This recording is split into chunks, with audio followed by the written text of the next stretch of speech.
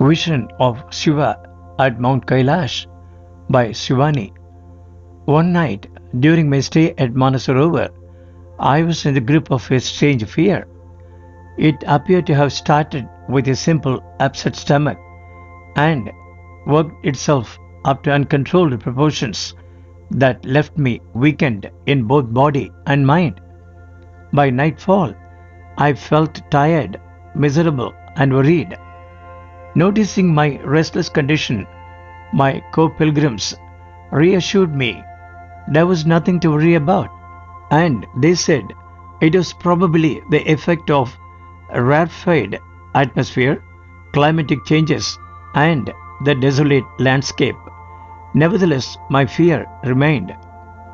When, after dinner, my roommates fell asleep, I sat there on my bed, wide awake, fumbling for security. Accommodation at the guest house was on a sharing basis with five pilgrims to a room. It was a small room, and the window and door were tightly shut at night to keep out the cold. This left little ventilation, and in this stuffy room, I began to feel claustrophobic. In the blackness of night, I could see through the window snowflakes falling gently. Now and then, I heard the ominous howling of wild dogs. Several times, I got up and went out for fresh air, but it was too cold to stay there for any length of time, and I would soon return indoors, only to be tortured by this inexplicable fear. It was a mystery to me why this was happening. It was the fear of doom, and my mind went berserk, imagining all sorts of tragic scenarios. The loud breathing and snoring of my roommates put me somewhat at ease. I wished that someone would wake up and keep me company, and was tempted to wake up everyone to rescue me from this terrible fear. But better judgment prevailed, for I felt none could save me from this predicament. I checked the time every so often. Each minute seemed endless. While the hours passed slowly, I was drowned in agonizing fear. All was silent and still. It was midnight and a long night to pass. I could bear it no longer. In desperation, at last, I turned to the Lord and cried out from the bottom of my heart, "Save me, Siva, from this agonizing fear. Help me, please." I pleaded and clung to him like one drowning. Like someone possessed, I ran my fingers feverishly over the Japamala, chanting his holy name. I prayed with an intensity quite unknown to me. Sometime between 3 and 4 o'clock, I must have fallen asleep. At long last, a reprieve from my mental anguish. Then I had a dream. I dreamt I was at Sri Ramanasramam, inside the new hall, where the stone couch and statue of Bhagawan are seen.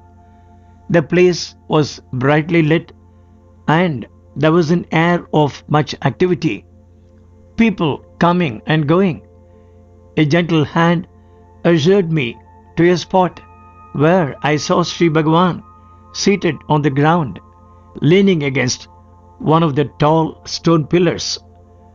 As we see in some of his photographs, Bhagavan Ramana was looking far away, beyond the beyond. I was so overwhelmed being in his presence that to prostrate before him never crossed my mind. "Look intently at the Guru," a voice whispered. "You will see him blessing you." An aura of immense peace suffused the hall while Bhagavan sat in rock-like silence. I looked on spellbound.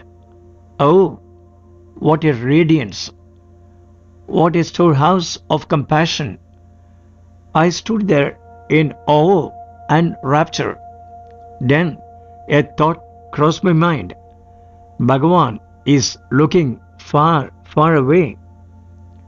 Will he not glance my way and bless me with his gracious look, reading my mind? And in his infinite kindness, Bhagavan slowly turned his gaze and rested it on me. Our eyes met. A luminous light appeared, like an orb, as cool as the moon. I was engulfed in that splendorous light, in divine peace and ecstasy. I had no sense of body or mind, and experienced unspeakable peace, immersed as I was in that supreme light. Even upon waking, that brilliant light and that supreme peace lingered in my consciousness. The feeling of fear that issued from my subconscious was instantly extinguished by this divine dream. I found eternal shelter in this divine vision. With his intrinsic greatness, his gentle look and benign smile, Bhagavan blessed me. To this day, this blessed vision remains ever fresh. In the morning, my fellow pilgrims were surprised to see a remarkable transformation in me. Tell us what medication you took to have acquired an air of well-being overnight, they asked. I smiled, but said nothing. People say one should not disclose the experience of divine dreams immediately because its effect will diminish. With Bhagavan's blessing, I was able to reach Mount Kailash in the best of health and spirits and obtain the blessings of Siva. Sourced from Tiruvannamalai, 2004.